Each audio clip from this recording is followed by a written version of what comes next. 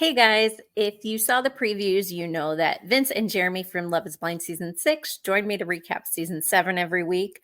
So while we do get into a recap, the first half of the episode is mostly about comparing the experience of filming and then watching the show as a fan and as a cast member from Season 6 to Season 7 with Vince and Jeramey.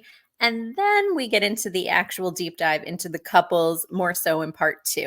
So here's part 1 of my chat with Vince and Jeramey from Season 6 of Love is Blind. That. Okay, now we're live. A few minutes late. Sorry about that, everybody. Welcome to the LovePod. I'm Dina. That is my co-host, Vince, to the side of me, and Jeramey has just left the building. There he is. Hi, guys. Hello. Thank you so much for doing this. You guys are awesome. I really feel very lucky that anybody would pay attention to this podcast, let alone the cast of the show. So I am very appreciative that you're willing to give me your unsolicited opinions on Season 7, which has also been a very interesting season. It's definitely been something. Yeah. What is it like watching it after you've been on it? Vince, what are your thoughts? Honestly, I think it's easy to be more sympathetic to people, right? Before going on, pretty judgy. Like, don't get me wrong, I have opinions about people on this season, but for the most Vince part, has an opinion about something. I think it makes you, more sympathetic to them, right? It's hard having I can see that on you. What about you, Jeramey? So it's definitely interesting being able to watch it back, and have gone through the filming phases and the editing pieces of it. And to Vince's point, you do feel a lot more sympathetic towards people. But also, there's a few characters this season, even where I'm like, I know what edit I got and I know how I came across, and even I'm like, damn, I don't like this person. And it's not that I don't like them as a person, it's that I don't like how they're portrayed. And maybe I won't like him because of that. It's been interesting, just some of the stuff that's already happened this early on. Yeah, I say it time and time again. I try not to judge you guys until I've spoken with you and met you met you online. Yeah. Because I might think you're terrible in a relationship or terrible on the show, but then like now we're all chatting and you guys are awesome. So it's an important distinction. And you guys seem to get so much more hate than everybody universally loves the circle, with the exception of one or two players. Yeah. Why do you think the Love is Blind audience is so different? It's a different demographic. I think we're just held to a higher standard. I think Love is Blind has created this romanticized fairy tale image of what love is. Much like The Bachelor. Yeah. The Bachelor, I'm told, has tough fans too. Yes. These people are just Jeramey ending up with someone. This is a fairy tale. You mess it up. You messed up the fairy tale. We are out for blood, And I think that's kind of where the fans are coming after people for. Even just little things. It's crazy. We know the drama from our season. We got to live a little bit of it, but Hi, Kevin. It's just wild. Kevin from the Circle said he knows a thing or two about getting hate on the Circle. Yeah, he was definitely one of the few who got it. And you guys are, I think, as a fan, I watched the first couple of seasons and it was easy to hate people too, because you're only seeing such a small part of you. But it's not the whole person. And it's really hard to read some of the things that you see online, especially knowing you all now. It's very different when you know everybody. Well, yeah. Oh, sorry. Go ahead. No, you're good. One of the things that I learned, because I really struggled with kind of understanding where a lot of the hate came from. And obviously I know my situation was very polarizing and there was a lot to it. But when people when they would step aside from the hate comments and the death threats and all the other stuff that you were getting, and actually have a conversation of why this upset me, and what I realized was, in my particular situation, people in their real day-to-day lives had been through been through these types of situations. They've had somebody, go out and do things that they shouldn't have done, or they had like bad like relationships in the past. So when they see this and they're expecting to see this, to Vince's point, like big fairy tale and all that stuff, and then it just falls apart, and then it's almost triggering in a way. So anybody I was able to have like genuine conversations with of like, why are you so upset right now? To me, this is a TV show. Obviously some of it is real. A lot of it, I hate to say, is kind of edited, but it is what it is. But it's really triggering for some people to see previous experiences they've been through happen again, and them not to expect it when they're trying to watch something where somebody's getting married, basically. Yeah. I think, one theory I do have, it's not a theory. I just think they take people's personalities and amplify them a lot. But also, if you have 2 months of filming, like all day, every day for 2 months, and you only see 13 hours, you as a fan should be able to question, what am I not seeing, right? What's the other side of the story? And Dina knows I'm not afraid to throw names out for like this season, for instance. Yeah, let's get into it. Leo's probably going through something. That guy is getting so much hate right now, and I hope he's doing okay. I've actually on Leo. I've spoke to Leo a few times, just like checking in on him, making sure he's good, and basically just letting him know, like, hey man, it'll last for a few months, and you're going to deal with it, and you're going to see a lot of things that sucks online, but it all gets better. People eventually do come to their senses a little bit more, and it dies down. And I out of everybody right now, I feel for him, and I feel for Brittany, because I feel like with Leo kind of walked into some things with the whole like oh my god, I loved it. But Brittany, on the other hand, like, I feel like she's getting just an unnecessary amount of like torturous comments right now. Yeah. Oh yeah. I go ahead, Vince. Sorry, I was gonna say, I do, watching it, see like, maybe some performative looking statements from him that, okay, I get it, a little theater, but when you're on the show, you're kind of under the gun, right? To perform in a way, to look good, to talk, I'm not saying producers are out there telling you what to say or do, but they do want you to be vocal. They will tell you to share your thoughts, right? Tell your truth. So I've heard they're very good at either kind of keeping you there until they get a reaction, or if you've ever seen the show Unreal, if not, I highly recommend watching it. It just came on Netflix recently. And I'm not saying that's like to the millionth degree, but manipulating you into talking trash about other people. Did you ever feel like that? It's not so much manipulation. What they do is, and again, I'm going to keep saying to Vince's point, because he keeps saying good things, to where like your personality is really amplified, either in a positive light or a negative light, depending on how, that scene is going, basically. Yeah. And in my natural day-to-day life, I tend to keep to myself. I don't respond to a lot of things. I'm kind of more quiet. I'm a little more reserved, believe it or not. But the way they got it out of me on the show was, we get that you're quiet. We get that you don't have anything to say. But if you don't say this, nobody's going to know what you're thinking. And this is how it's going to be left. So then you start getting into your own head of like, oh, I have to come out and I have to say some of these things because I don't want it to be portrayed in a certain way. And I don't want people to think, what they're going to think. But it is true. Like, you can have the right thoughts, but how it's perception is reality. And if it comes across a certain way, that's how you're going to be portrayed.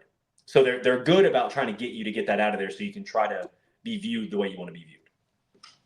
Oh, 100%.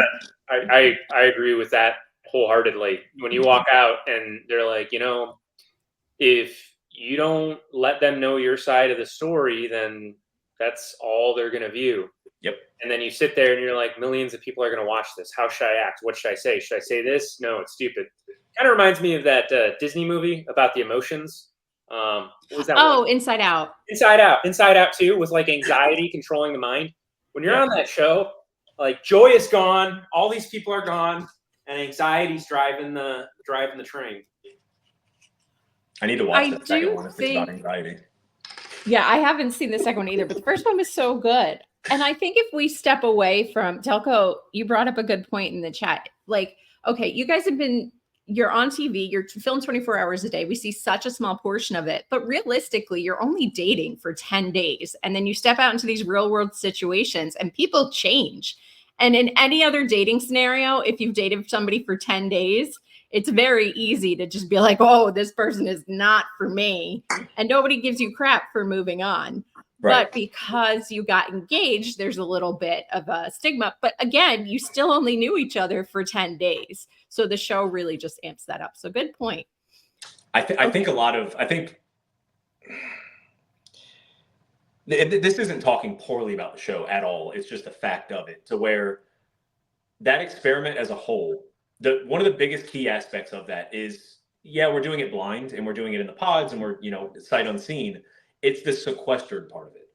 It's the fact that we don't have contact with the outside world. Because when I walked into it, Sure. admittedly, and Vince might have been the same way, I walk into it and I'm like, there's no way I can fall for somebody this quickly. I'm here for the experiment and I think it's a really cool idea, but there's no way. But then you get on set and you have this world going on around you 14 to 16 hours a day, depending on how long you want to date that day. Like if you've got night dating and all that stuff. So 14 to 16 hours a day, you've got no contact with the outside world. If you do it for the full, 10 days, that's basically 2 weeks. All you're doing is listening to other people talk about their emotions every day, all day. You're seeing other people getting excited about getting engaged, which makes you almost like not competitive, but feel like you have to be in that same situation with them. Sure. And then all the chips start falling together to get you into that mindset. But I've thought about this so many times where, like, if we weren't sequestered to the point where, like, we could call, like, our parents from a landline or something like that and be like, hey, this is what I did today. They would be like, you're out of your mind. What are you doing right now? You're having conversations about robot vacuum cleaners and that's enough for you to get married right now? Like, Sure. Like, what is going on? There's a lot of psychology that goes into it, and it does work for some people. Obviously there's some really successful couples, but you get back to that real world, and I feel like 80% of it, and I think the numbers even show for that, 80% of people get to that real world situation where they're back around people they know, and they're like, hey, is this really what you want to do right now? This is kind of crazy. Yeah, absolutely. Vince, do you feel the same? A little bit. I always felt like I was organizing the resistance. I was like the veteran, like, all right, no matter what, we leave here as a team. No one's going home alone. You don't have to do this. Like 15 engagements in the Charlotte season. Yeah. Can we talk a little bit about the bromances and like the sisterhoods too? I feel like they didn't show as much of it in your season. They're showing a little bit more now. And I love that. You guys obviously stay friends. Was that worth what you had to go through on the show? To have a sisterhood with Jeramey? Yeah, absolutely. Yeah. You guys are sisterhood of the traveling pants. For sure. Honestly, I think one of my favorite, it was kind of bittersweet, but one of my favorite moments from filming was there was one night where we had stayed and done night dating, and it was really late, and the lights are always on in the lounges and all that stuff. It's bright in there, and we got done filming at probably like 2:00 in the morning one morning, and Vince had asked for them to bring in mezcal one time, and for whatever reason they actually had all the lights off in the studio, and in like the back part of our lounge area there was two little like single wide chairs, like two little green chairs sitting back there. And Vince and I just went and sat back there, passing the bottle of mezcal back and forth to each other, not saying a word, but just like almost kind of like just sitting there like, are we really doing this right now? Like nothing was said, just two dudes just bromancing, chugging out of a bottle of mezcal, like, and then basically getting drunk and falling asleep at the hotel. Nice. Yeah. Lots of sexual tension. You could cut it with a chainsaw. Oh. I didn't say all that, but I'm kidding. No, I agree with Jeramey. I agree with Jeramey. I thought he was going to be a smartass and be like, there was just a great he is a little bit when they escorted Vince off the set, and we were all. Well, no. So the reason it was bittersweet was the next morning you were gone. Yeah, I was. That was what sucked. So One night our last stand moment together is us sitting there getting drunk, drinking mezcal. 9 times a day. So I went to the bathroom, and when I came out, there was like an army of producers standing around me, like, so. And I was, I'm just oblivious. I'm like, hey, high fives all around. Like, oh, so there comes the time when people have to go home. Oh no! And I was in the lounge, like it was like 6 hours later, and finally I was like, has Vince been on dates this whole time? And like everybody's just standing there really quiet, like all the producers and stuff, and I'm like, what's going on? And then our guy Carlos comes up and he's like, oh no, he's gone. He got sent home. And I'm like, oh, okay. Well, I guess no bye or anything. So see ya. Carlos was like bouncing the door like this, like you don't get past me. But no, they had a lot of romance. I mean, Vince and Trevor were really close. Singing. Yeah, the singing this season. There was all types of. I mean, we were singing. There was that song, "I Just Killed My Ex," by what's her name? I can't remember the name of the song, but we sang that every day on the way to the studio. That's nice, because it seems like different every time vibe than. Well, yeah, but no, it's like we didn't pick the song, but every time we got in the van to drive to set, that song was on for some reason, so it became like the season's song. It was, and Jamal kind of led that charge, which was pretty funny. I wish we saw more of him. I really do. I follow him on Instagram, and he's incredible. Yeah. He's a sweetheart, and if he's listening, I stopped by the shop today to see you, and you weren't there. So, oh, he's a busy man. He is. All right. So the villains of the season, I think you guys might know a little bit about them. So let's start with, I thought for sure Brittany was going to get that villain edit. She had a line in her bio, which again, the bios, we'll start with part 1. She was talking about her spiciness level. And I was like, oh, this is the villain for sure. I didn't think she came across that bad compared to some of the other cast. What do you think the hate is for her? I think she's a pretty girl who might have said a couple of ditzy things, you know, about the previous dating life, the not cooking thing. I think anytime you have someone on like that, it's just gonna garner hate for whatever reason. Like it's a playful tone. There's nothing bad about it, and I don't know. I don't think she's deserving of all that. She seems like a very nice person. I don't think so. She seems very sweet. Again, maybe not what people like to see somebody looking for in a relationship, but they don't have to date her. So, you know. Well, you know, let's be honest. Love is Blind has gotten a lot of complaints about people requesting that people look more pedestrian or homely on the show. Mm-hmm. And so she definitely, when they're like, oh my God, this person is, you know, beautiful. You know, it's only beautiful people dating. And that probably when somebody's very, very pretty, it does rub them the wrong way. And I mean, you know, as far as edits go, she could be a horrible human being, and she just got to go. Sure. But you know, for the most part, if you act well, they're not gonna like go out of their way to crucify you. I would hope not, but we've seen obviously Trevor's perfect match edit, or lack thereof, where he could have really had a redemption arc, and it seemed like they really tried to cut him out of the show. And obviously, Jeramey, you got a lot of hate, and Vince, you got some hate after the articles came out that you were talking about your experience. So everybody kind of gets it from one angle or another, except I feel like there's very rare exceptions of like the Laurens and Camerons and Tiffany and Brett. Unless you're like the golden couple, or if you're the only way a guy doesn't get hate is if you're the one that's left at the altar. Yeah. That's the only way you escape it. It's either you get married and it's the golden couple, or you are the guy who just got left at the altar and you'll get sympathy that way. Other than that, you're going to be the demon of the season. Yeah. I should rephrase that. They're not going to go out of your way to make you look good if you're an asshole. Yeah. I think that's a better way to say, oh, thank you for the love, Juanita. That's so sweet. Okay. Now, we talked a little bit, Vince, you touched on this, about people wanting to see different things on the show. One of the biggest things I see a complaint about in the Facebook groups, at least, is I want to see, age-wise, older people maybe more ready for marriage. And this season was like by 0.5, the average age was the oldest of any of the prior Love is Blind seasons. Now, again, not by much. Hannah was the youngest, I believe, at 26. And then Milton was the youngest ever at 24. But you can really see a difference maturity-wise between the two of them with only 2 years difference. So I really don't think age has that much to do with it. I think people, even though they say they want to see different body types and different types of people online, I think they'd give the same amount of hate. Yeah, I mean, I was 35 when we filmed. Would they want to pull me out of a retirement home or something? Yes, they did actually. You know, the Golden Bachelor and the Golden Bachelorette are really popular. Yeah. Well, I'm almost there. I got the grays, so you know. I'm older than you. I'm 40. And let me tell you, the dating scene, not great at 40 either, guys. So there's going to be drama no matter what.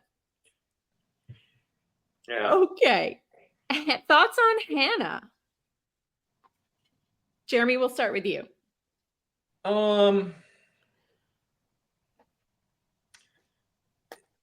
trying to be nice, and I'm trying to be nice because I don't think it's like entirely a her thing. I think that Hannah could be sweet. I think she might be a little immature, just for that specific situation. And I think the reason that it's coming out as strong as it is because she just doesn't like Nick. Like she doesn't like the guy.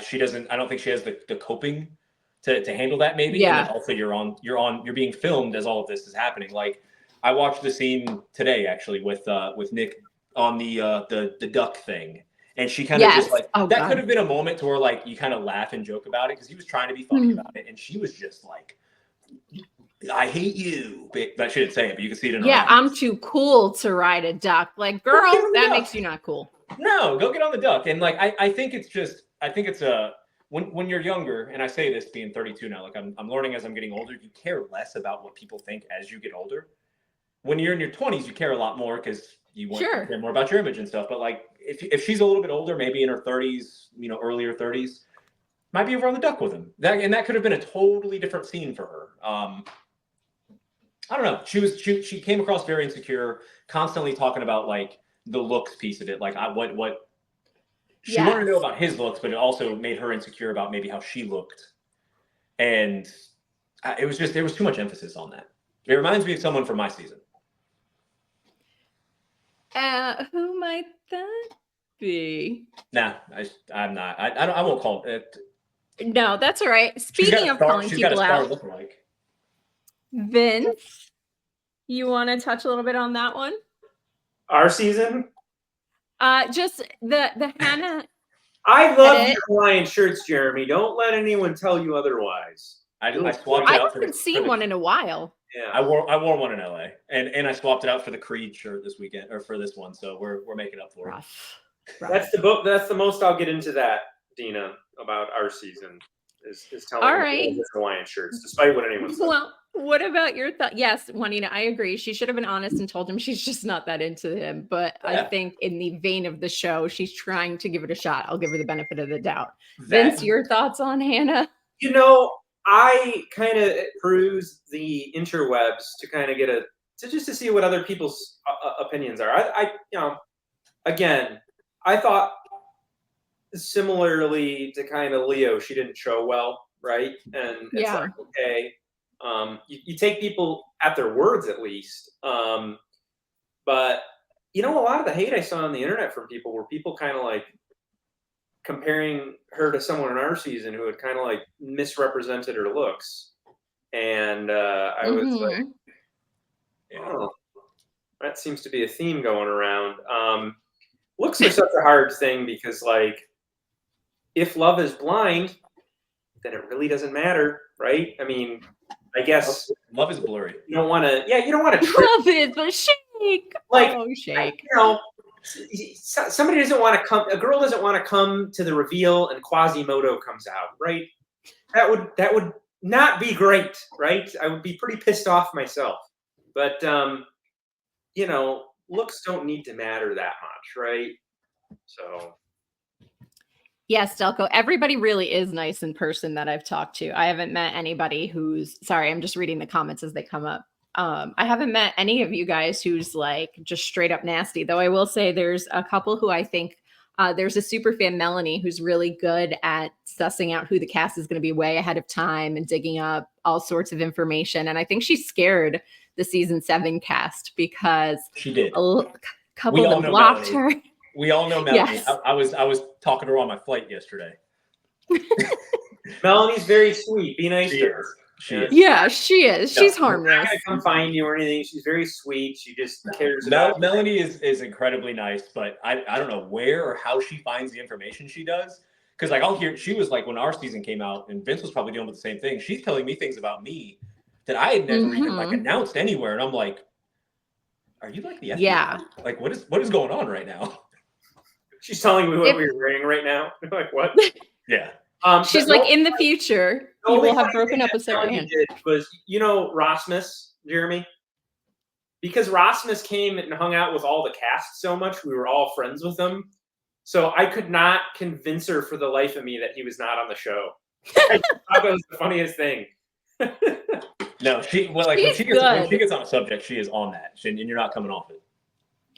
No, it's just the fan thing. You know, I've talked a little bit about like why I've started the podcast before, and it's a hobby, right? And some people get more into it than other people do. And she really means well. And I didn't mean to get off on that aside, but just you know, fans are really intense about this show in particular. I don't think I try to get her to like work with the show before. I think she's got her own thing going on, but it's an intense fan base. More so, I've watched The Bachelor. I've kind of lurked in that fan base. The Challenge, nobody gets as much diverse fan opinions as you guys do. So I guess congrats on that. It is congrats, but I don't know if we're planning on talking about this at some point during this, but this season seems different than our season did. Like our season was very intense, and by the time the reunion was coming, you know, people's followers bases had gone up, and the amount of hate that was out there, and all this information was just nuts about our season. They've got to be close to the time of, you know, filming their reunion right now, and it doesn't seem like that level of engagement is the same on this one. No, I don't know if that was just me seeing that, but it's like it's not the same as it was for maybe our season, and that could just be me being biased because that's what we were paying attention to. But if I'm looking at the metrics, like it's not trending the same way right now, and I don't know why. No, it's not. I've kind of peeked at like even the UK season and watching everybody's numbers, and I don't follow them religiously, but Pop Culture Data does a really good job of like comparing follower growth and things like that for different reality shows. And the growth is not that intense. Like the fact that people are answering DMs so quickly tells me it's still not to the level that you guys are like season 1 were at. Well, it's picking up, and I like at Leo, for example. Like I checked Leo, just talking about him again. I looked because you get curious about that stuff of like you can tell the engagement level of people from the show based off of people's follower accounts and how fast it's happening. He did just have a bump to go from like 4,000 to 10,000 over the last couple of days. So it looks like it might be coming in now, but the initial bump just wasn't there like it usually is. Yeah. Vince, what was your experience like? Did you have a ton of followers post-show, or because you weren't really shown, it came out after the articles? Well, interestingly enough, right when the announcement happened, I got like a shit ton of buzz, and my followers spiked up to like pretty much where they're at right now, and then just leveled off because I wasn't like really featured all that much. But like in the beginning, it just went like straight up and then just plateaued when the show came out. I think people were expecting me to be on there a lot. I don't know why, but yeah, I was too, to be honest. Yeah, I mean, who knows? But you know, Jeremy's a hard guy to replace, so I understand why another show's not going to be as popular without him there to back it up, right? I mean, it's true. I do want to give the producers some props, right? Because there are some great producers. Not everybody's a great producer, but there's some great producers. And on season 7, I was pretty astonished with it. Just felt a little more positive, right? Showing the camaraderie a little more, showing the a little more. And I thought, you know, that in my mind is how our season should have been. Ours felt really focused on a lot of negative aspects. Did those negative aspects happen? For the most part, yes. But were there a lot of good, positive, you know, friendly scenes?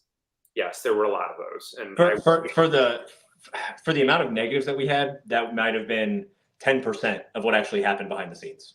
Yeah. And all of that was shown, and none of the good, like, bonding moments, like us singing and like having we have this thing, actually our group chat from the show is called the, what is it? The King's Circle? Is that what we call it? Yeah. So Jamal, that's it. huh? King's Court. King's Court. So before we would go to film every day, and like they recorded us doing this and none of it made it in. We'd have like in the lounge, everybody be circled around on the couches and we're talking about our previous day. And like we're going through the camaraderie, that whole experience. And they were on us the whole time.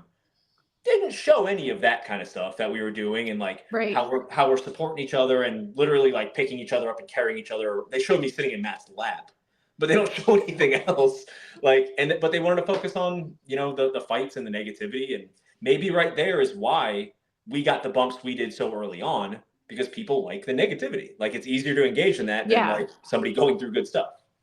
Have you been in America? Yeah, people love negativity. Yeah. I mean, it's just what these people thrive on these days. Yeah. They don't want a heartwarming story.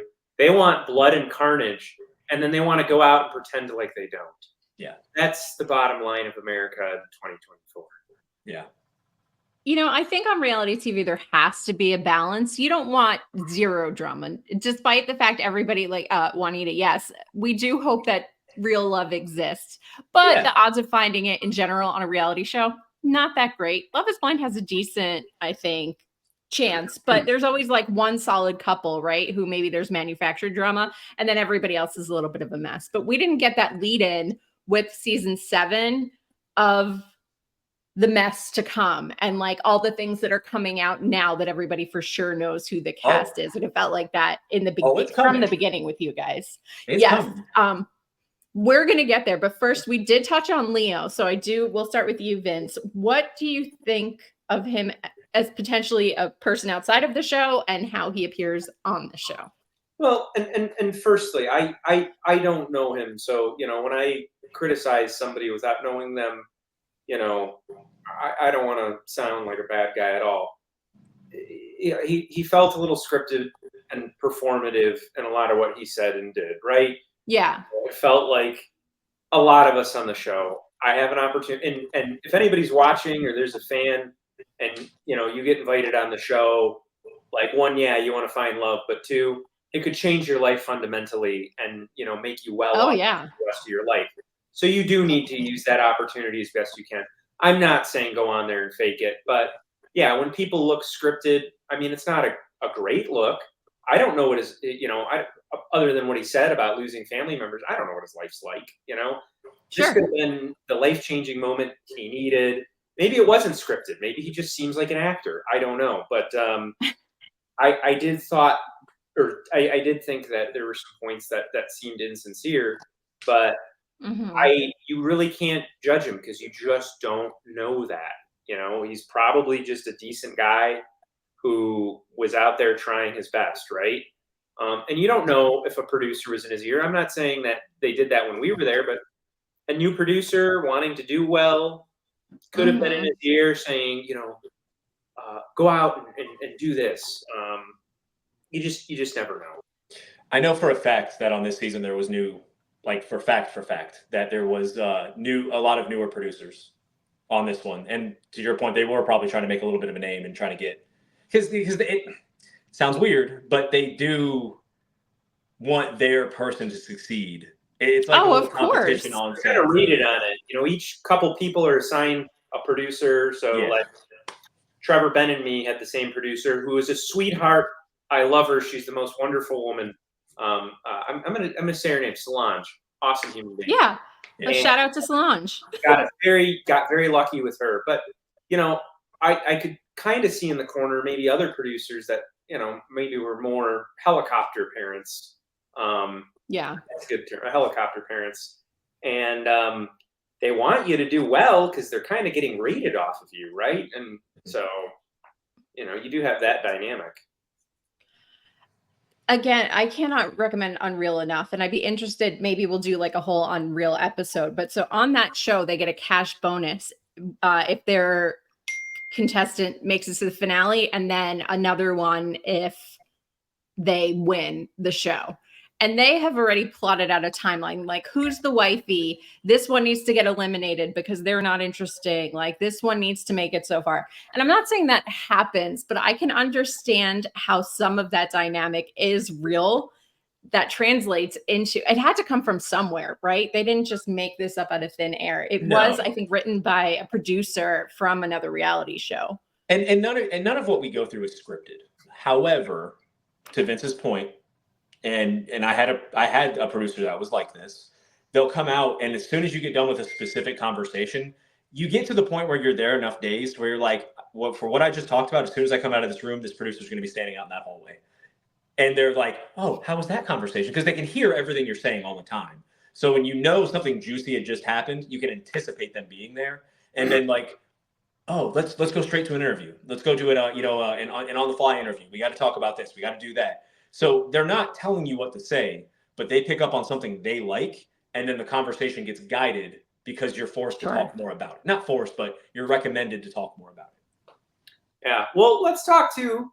There are, this show is real, and there are true love stories.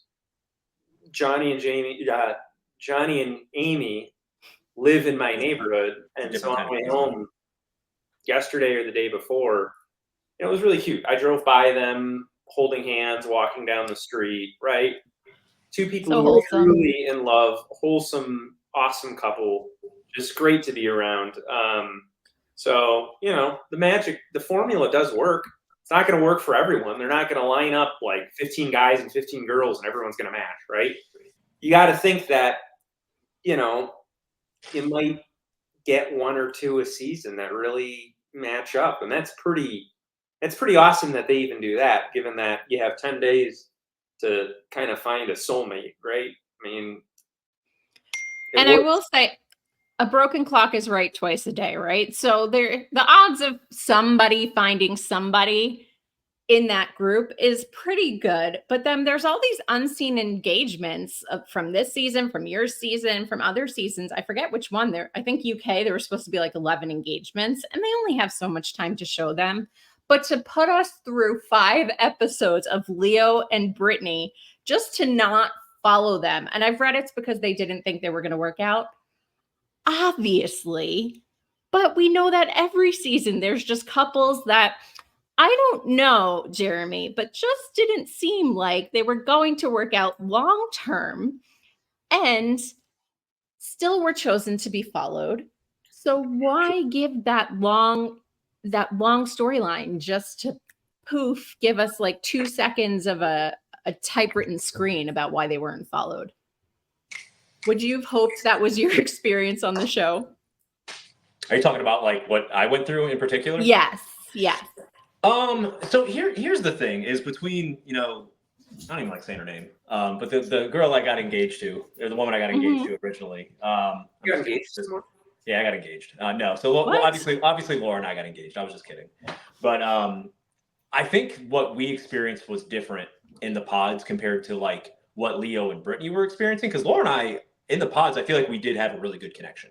They showed like the weird parts of it with like and cleanliness and like, but we talked about a lot of other deeper things. It was when we got to the real world is when that was when our part kind of just it turned into a dumpster fire as soon as we got to basically on the vacation.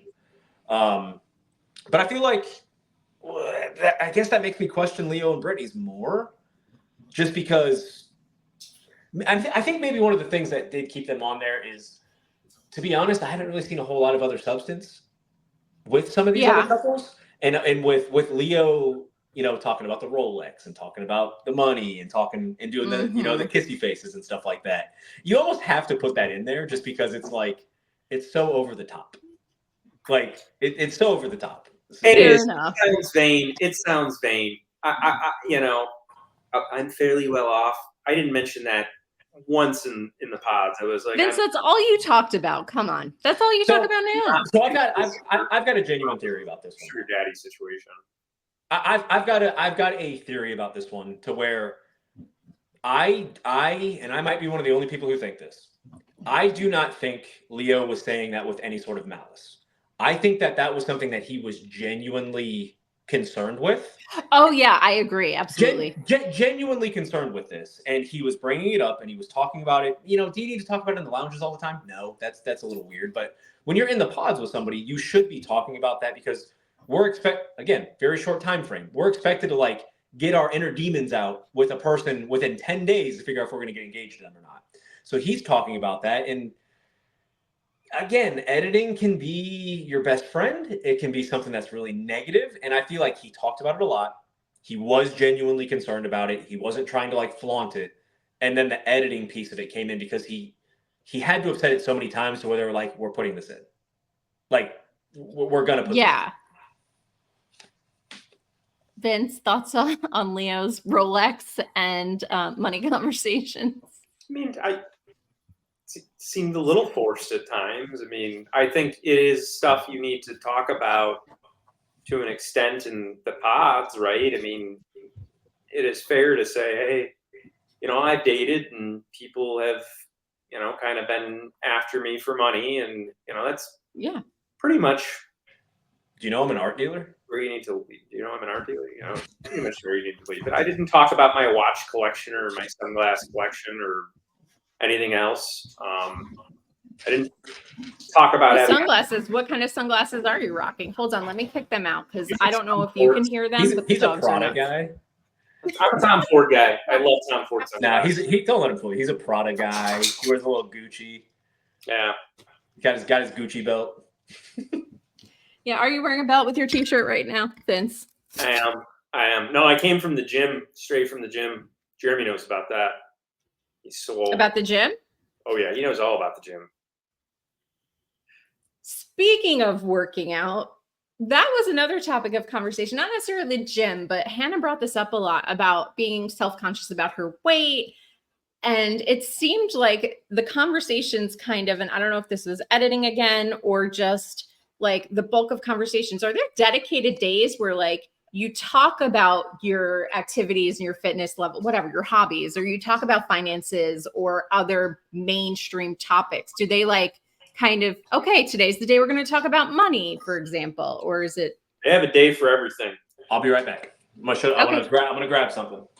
Okay. Drop this notebook. I have mine in storage, but I know not everybody has theirs. And like an emotional day, and there's a day for everything. Was that helpful, or did that feel forced? Oh, it's very helpful. It wasn't forced on you, but it's like, I think they understand, you know, you're surrounded by cameras and you're supposed to date. Like, it's, you know, people might freeze up. It might be good to have some questions lined up that maybe I wouldn't have thought about, but. There it is. All right, Jeramey, give us the tea. So I don't know what happened to mine, but it looks like it's been through a shredder. That was it's a destruction journal. You were just kind of venting on it. It's looking crazy right now. I'm trying to find it. So this is funny. I haven't seen a lot of this in a long time. Yeah. I want to see yours too, Vince. I want to see everybody's. I haven't seen it in a while. So they basically, I don't know if Vince said this, but we don't have to talk about anything in particular. Sure. But on certain days, what they'll do is you'll have, I don't have it in here, which kind of sucks, is when you see his compared to mine, mine's pretty beat up. But you've just seen better days. It's bad. Kind of like your experience. Maybe it's like, I don't know what happened to that thing, but it's bad. So they'll give you these prompts, and like you'll open up your notebook because you leave your notebook on set every night. And then when you get there, they'll be like, maybe today's the day you talk about like family values, maybe religion, maybe whatever else. And if I don't know if like weight and working out would have been that kind of topic that they would have put in there, because it's all about not talking about visual stuff. No, I was thinking more hobbies. Yeah, that might have been like, what hobbies do you have that day? And those questions are solely there to where if you don't have anything else to talk about and you're having like a hard time with it, hey, sure, it kind of breaks the ice. But the cool thing is if you have a good connection with somebody, you don't ever use the prompts because you're just excited to go and talk to that person. All right, Vince, you're up. What's in that little journal you got going on? Today I had a date with Jeramey. He was really sweet. He talked about his love for working out and eating clean. I think no, I'm just kidding. No, I have stuff in here. Just it's all chicken scratch, right? I just happened to open up to Brittany, and I don't know. I just wrote down very like short things. Headhunter, high energy, some stuff about her past relationship, wants kids 2 to 4.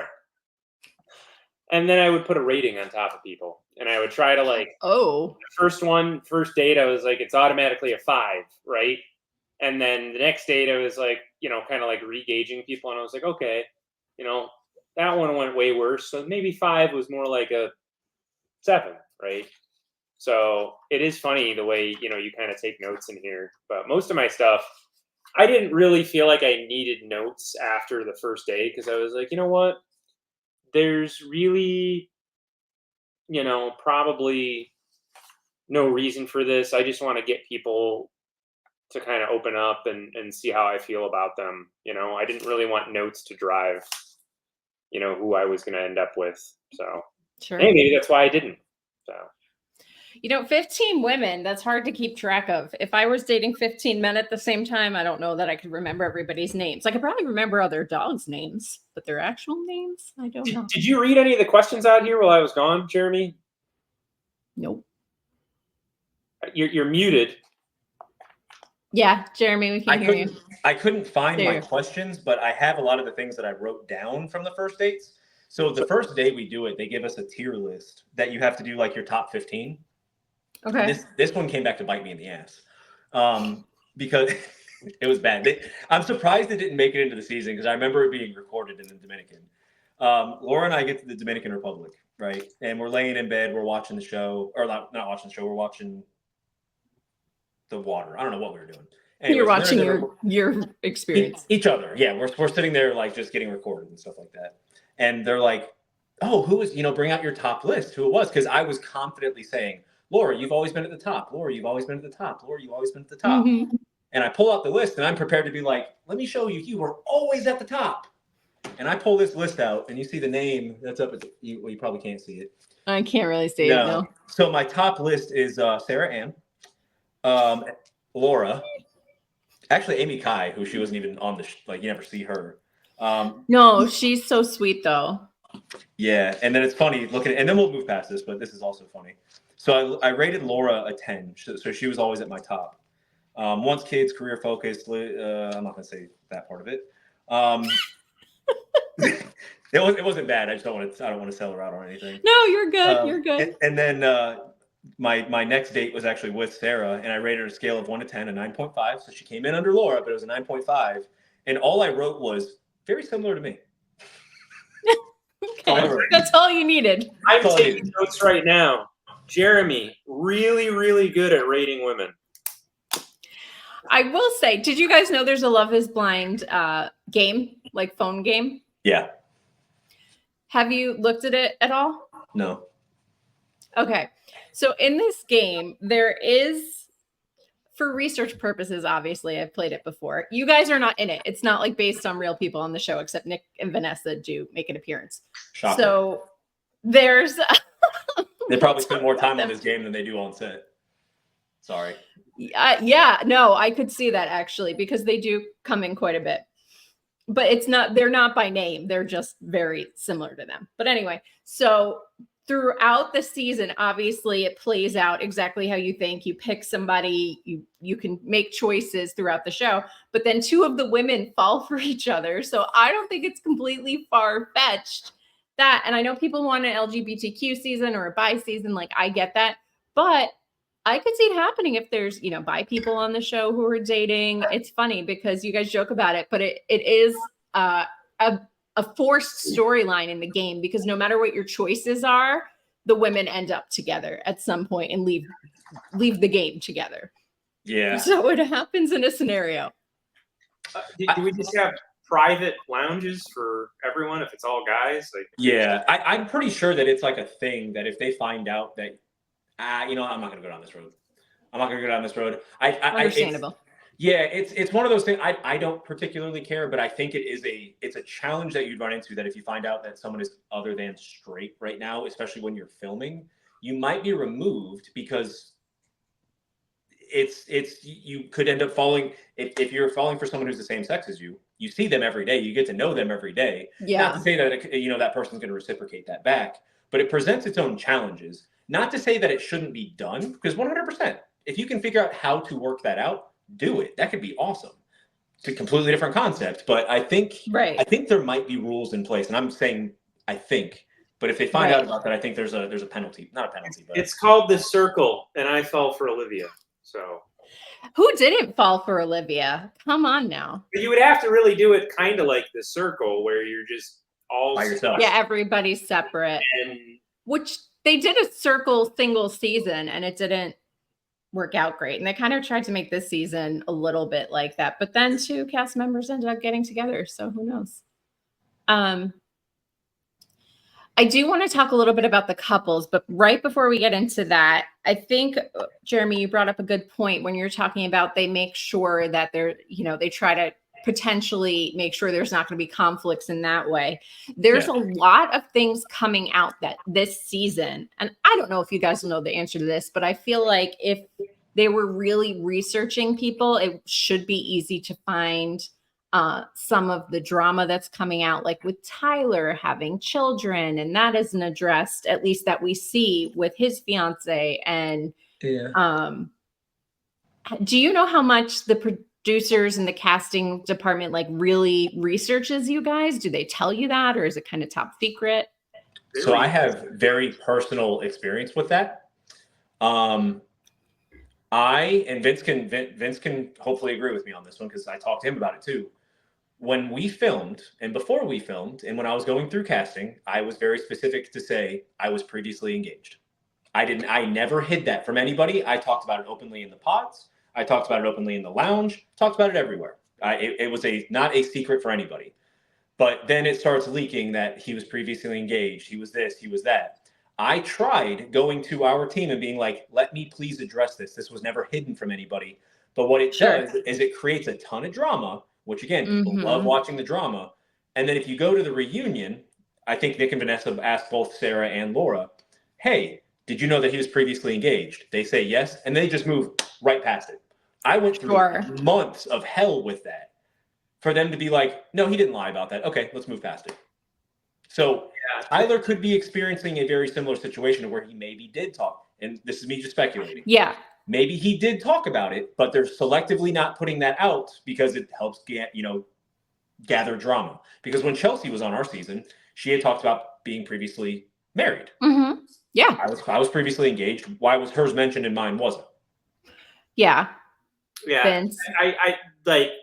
I think like day one when we were at the hotel, Jeramey told us at breakfast, and then reiterated it several times. So,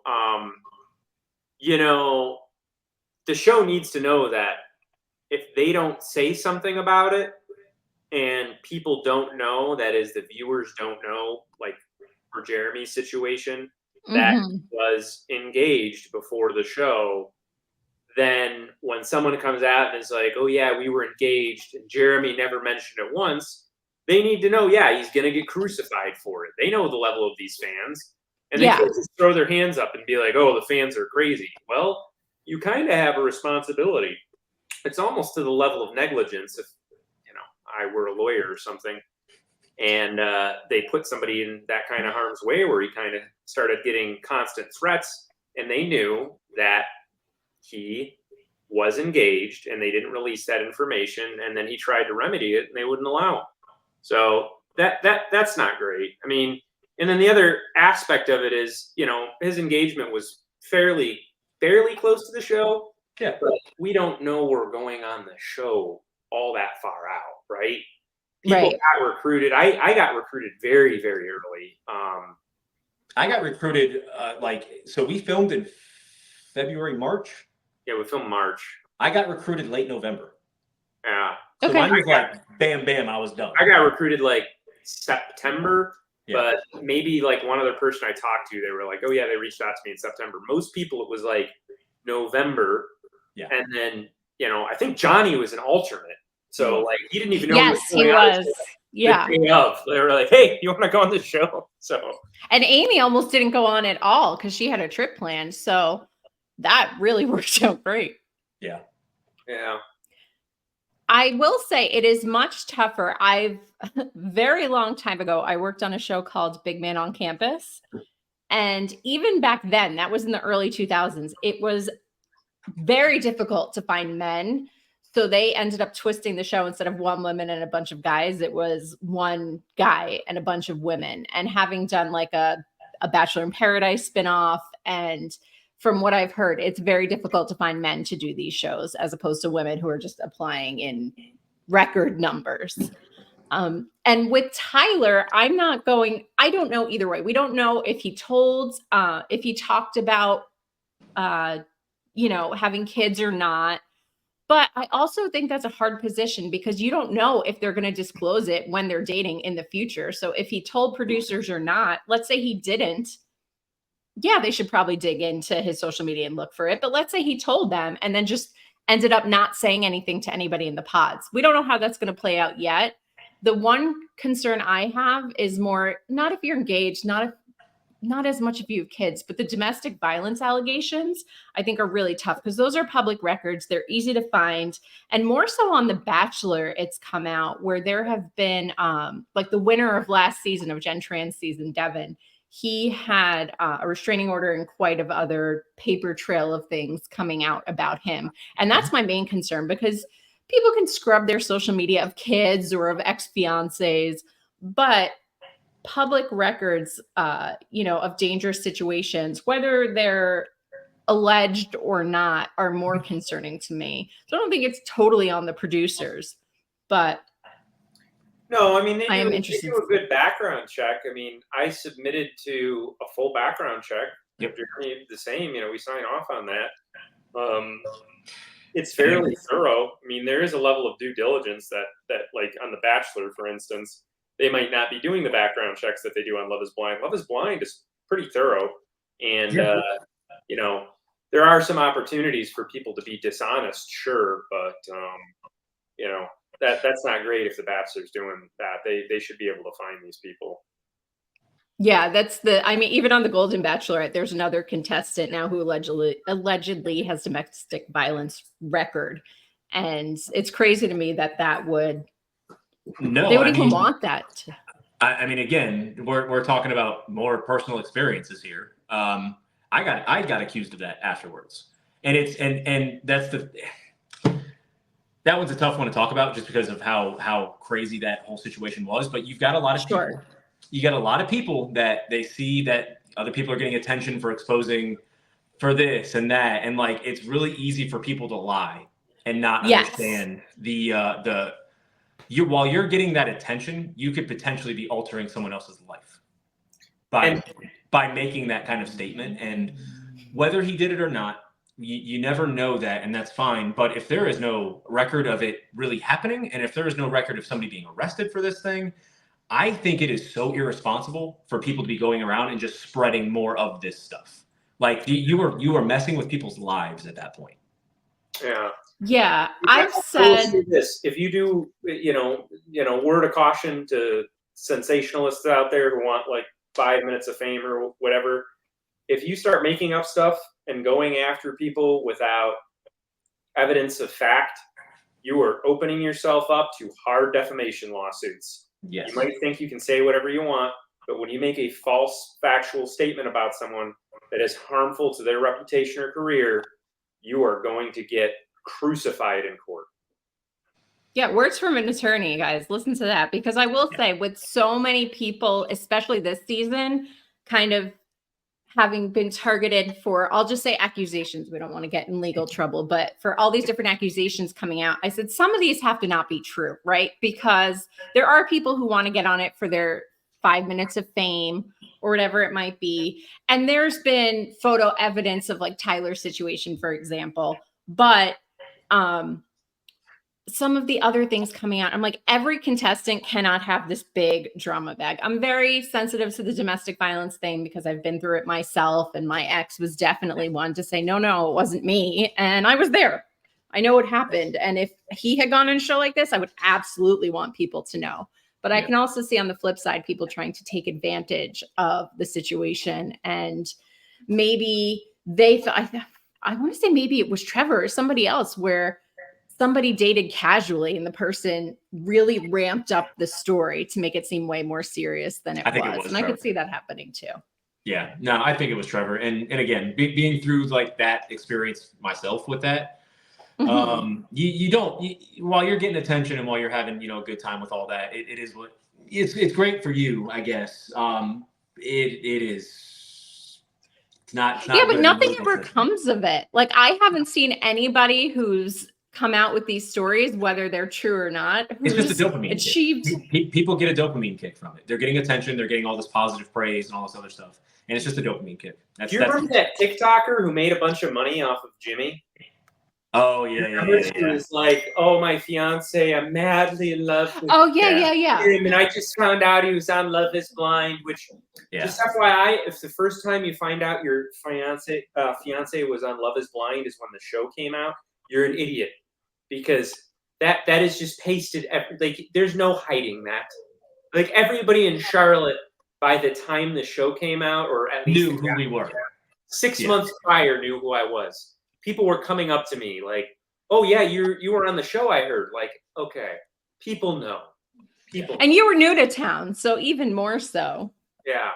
So, you know, it happens where people are using it. I'm told she made a lot of money by just making up this story, which is sad because Jimmy's out of it. So I haven't spoken to Jimmy. Again, everybody seems nice. Again, Chelsea also, I think, wasn't ready for a relationship similar to Hannah, but I've only had positive experiences talking to her.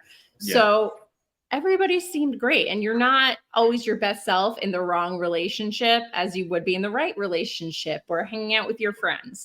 So I think that's important to mention too. But this is going to have to be 2 parts because we are an hour in so far and we really didn't touch on the actual couples. Yeah. So let's start. That side road that I like to take us down. It happens. And you know, I'll gab all day. I'm a yapper, but I do want to make sure we cover the actual show, like this season of the show, right? So let's start with Monica and Steven. I thought it was kind of dirty of them to kick off Steven's intro with him talking about cheating. What do you think of them as a couple and that initial confession? Jeramey, your turn. Good on him for opening up about it. Because I feel like that's a tough one to like after the fact, and like you find out that that's happened before. Like I feel like that's a lot more tough. But I honestly don't know. I don't know. I guess I you know, good for her for accepting that, but also at the same time, it feels like it was just accepted a little too easily. Like we're in a pod situation to where like we are dating other people. Like constantly. If somebody were to tell me that in the pods, I mean, I'm just not going to do that. Like, I'm gonna move on. There's something I already don't. Right. Like, there's going to be other people that I can talk to, and if I don't like anybody else, then I leave. I just feel like that might have been a little bit too easy of a layover. Vince, your thoughts? On that? No, I feel the same. You know, honestly, I thought they showed okay, but I would tend to agree with you. I feel like potentially that wasn't their beginning conversation. It happened later down the line. And that's why it was easy for her to kind of overlook it. She had already developed a connection with him. Because like you said, if somebody had led with saying, oh yeah, I cheated, I'd be like, I'm done with this one. Like we can just move on to the next date.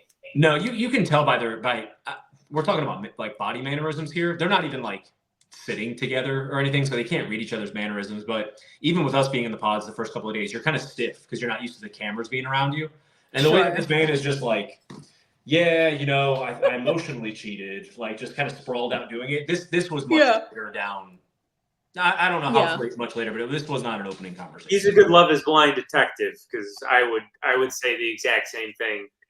Those first couple days, you are pretty like rigid because you have cameras in your face. And you're like, yes. So, Sarah is your name? Okay. And like, and then by like day 5, you're just like, yeah, no. So I emotionally cheated, but we are going to wrap up right there for part 1 of our season 7 Love is Blind recap. And stay tuned right after that. We get into the couples in part 2 right about now.